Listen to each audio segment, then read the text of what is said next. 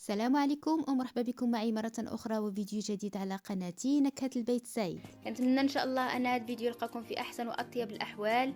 اليوم غادي نشارك معكم 3 ديال الحشوات التعمار ديال البريوات اولا لي سيجار اولا بسيطلات صغيورين اولا حتى كبار. حشوات مالحه اقتصاديه لذيذه. وكذلك غادي نقول لكم الطريقه باش انا كنحتفظ بهم، طريقه سهله جدا. بهذه الطريقه ممكن انكم تحتفظوا بهم حتى العام كامل او لا اكثر، ملي كتجبدوهم بحال الا يلاه صايبتوهم في ذاك النهار.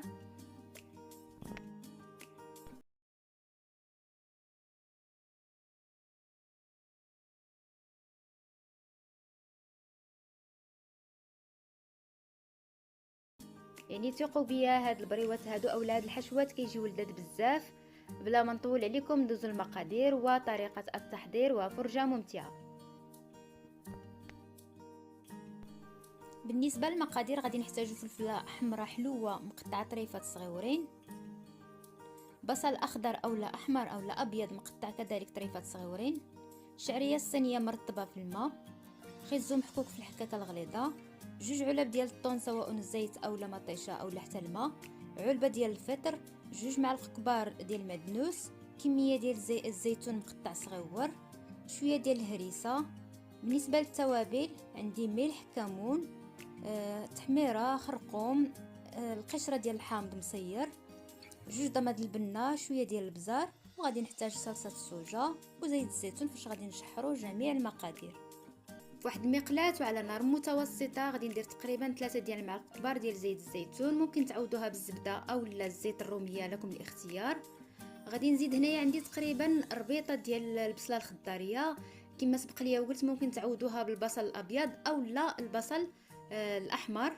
غادي نزيد كميه ديال الملح، وردوا البال مع الملح لانه مازال عندنا صلصه الصوجا وكذلك مازال عندنا الزيتون. نخليها تطيح واحد شويه ونزيد عليها هنايا عندي تقريبا جوج فلفلات حلوين كبار اللي قطعتهم مرقاق بزاف. غادي نخليهم حتى كيبدا كيدخلهم الطياب، ومن بعد غادي نزيد الخيزو. بالنسبه للخيزو تقريبا هنايا عندي 3 او 4 ديال الخيزوات محكوكين في الحكاكه الغليظه. كنعرفوا بان الخيزو هو ما كيتطلبش بزاف ديال الوقت، يعني واحد شويه. وغادي نزيد عليه الشعريه الصينيه. عندي علبه هنايا ديال الشعريه الصينيه، علبه صغيره اللي انا سبق ليا ورطبتها في الماء، ومن بعد قطعتها قطع صغيره. ودابا غادي نزيد التوابل. بالنسبه للمقادير فغادي تلقاوهم في صندوق الوصف، سواء ديال الحشو الاول اولا الثاني اولا الثالث.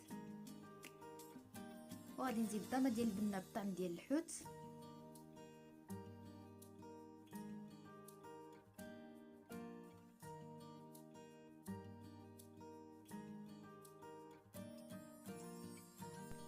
بالنسبه للحر فعينكم ميزانكم، يعني على حسب الذوق. بالنسبه لي انا كيعجبني الحار، لهذا درت 3 ديال المعالق صغار ديال الحار. وكنعرفوا بان اي حاجه فيها الحوت فهي كتبغي الحموضه وكذلك شويه ديال الحرور. هنا عندي علبه ديال الفطر. بالنسبه للفطر ممكن كذلك تستعملوا الفطر الاسود، فهو كيعطي نفس النتيجه وكيجي بنين فيها. غادي نخلط مزيان هاد العناصر هادو، ونخلي الحشوه ديالي حتى كتنشف تماما، ضروري انها تنشف باش ما تقطع لياش الورقه.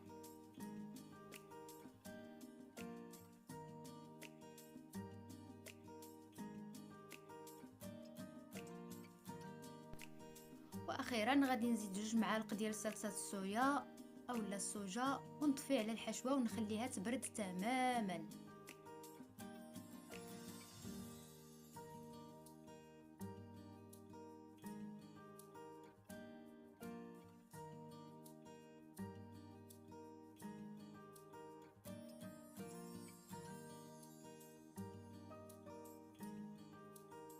من بعد ما بردت لي الحشوه فانا غادي نزيدها 2 علب ديال الطون بالطعم ديال المطيشه، لكم الاختيار بالنسبه للطون الا بغيتو ديال الزيت اولا ديال الماء. كذلك غادي نزيد 2 معالق كبار ديال المعدنوس، الا كان عندكم الطريفه هو افضل، انا ما كانش عندي استعملت ديال الكونجيلاتور. وكذلك غادي نزيد واحد الكميه ديال الزيتون مقطع دواور، الزيتون الاخضر. نخلط مزيان هاد الحشوه هذه، ومن بعد ندوزو باش نطويو او نعمرو لي سيجار ديالنا. ما تنساوش تذوقوا الحشوه ديالكم باش تشوفوا واش ما خصهاش الملح اولا الحموضه اولا الحر. يعني كتحاولوا انكم تصحوا الذوق قبل ما تبداو العمليه ديال الطيب.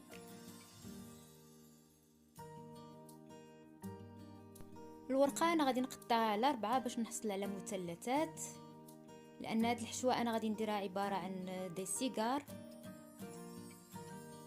ومن بعد غادي تشوفوا معايا الطريقه ديال الطي، فهي سهله ودغيا كتوجد. يعني ملي كيكون عندك العناصر كلها موجوده فدغيا كتسالي.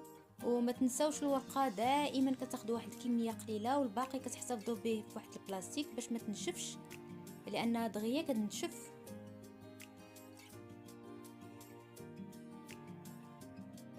وغادي نستعمل كذلك خليط ديال الدقيق الابيض مع الماء باش نخلط لي سيجار، فهو احسن من البيض. ثقوا بيا هاد الحشوه كتجي بنينه بزاف. وكما كتشوفوا فهي اقتصاديه، فما محتاجينش اننا ناخذوا السمك اللي كيكون غالي باش نقدروا ناكلوا بريواس ديال الحوت.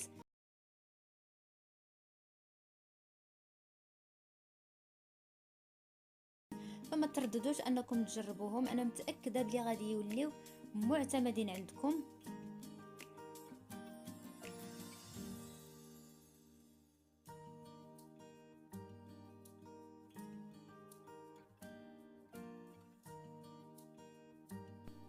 بالنسبه للحشوه الثانيه فانا غادي نحتاج 2 بطاطات اللي انا سلقتهم شويه ديال الملح مع وريقات ديال الرند.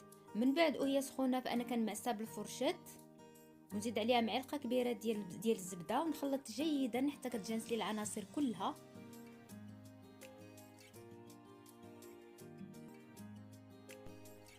البطاطا غادي نخليها تبرد واحد شويه باش ما تذوبليش الفرماج.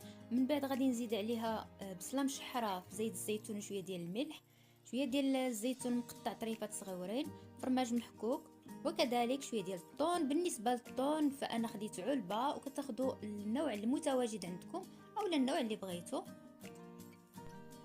وكذلك ممكن تستغناو على البصله والطون، يعني غير البطاطا والفرماج وشويه ديال الزيتون فهي كتعطي نتيجه اكثر من رائعه.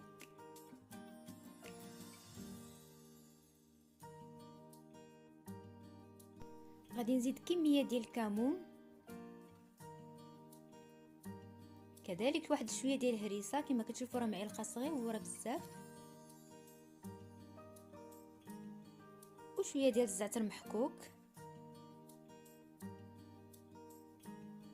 نخلط جيدا ومن بعد ندوز باش نوجد اولا نعمر البريواس ديالي.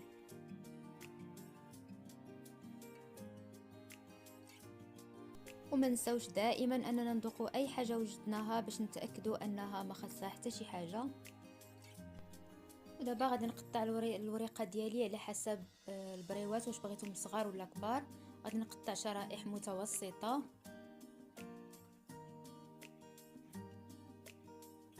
والباقي فهو معروف تبارك الله كلشي دابا ولا كيعرف يعمر البريوات.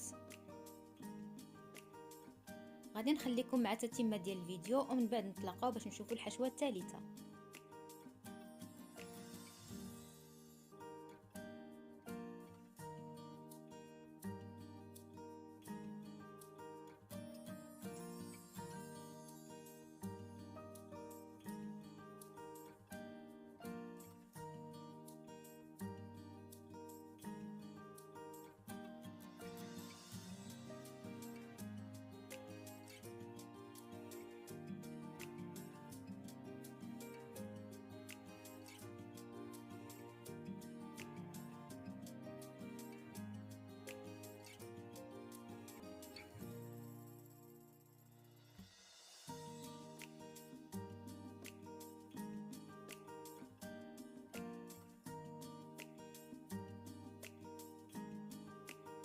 بالنسبه للحشوه الثالثه فانا ما صورتهاش باش ما نطولش بزاف الفيديو لاني لقيته طويل بزاف.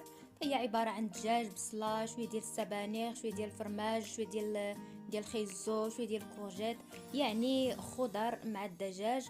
وبطبيعه الحال غادي تلقاوها مفصله في صندوق الوصف، غادي تلقاو جميع الحشوات، يعني الحشوات بثلاثة.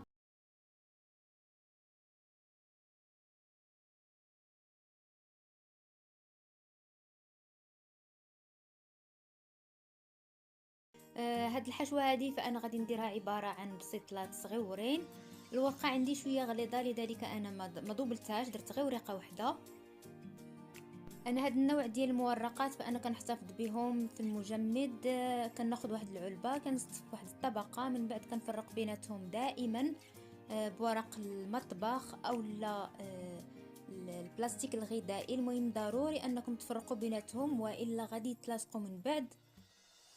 من بعد كندير واحد التيكي باش نعرف نفرق بين الحلوين والمالح ديال الدجاج ديال يعني اي حشوه، باش كنعرف من بعد شنو غادي ناكل، لانه ملي كيتجمدوا راه كيكون صعيب انك تعرفيهم او لا تفرقي بيناتهم. كنتمنى ان شاء الله ان هذا الفيديو يكون نال الاعجاب ديالكم، وكنتمنى انكم تكونوا استمتعتوا معايا بالفيديو. الا كنتوا اول مره كتزوروا القناه ما تنساوش الاشتراك، تفعيل الجرس والضغط على زر الاعجاب، وكذلك تخليوا لي واحد التعليق مشجع. والى اللقاء في فيديو قادم ان شاء الله.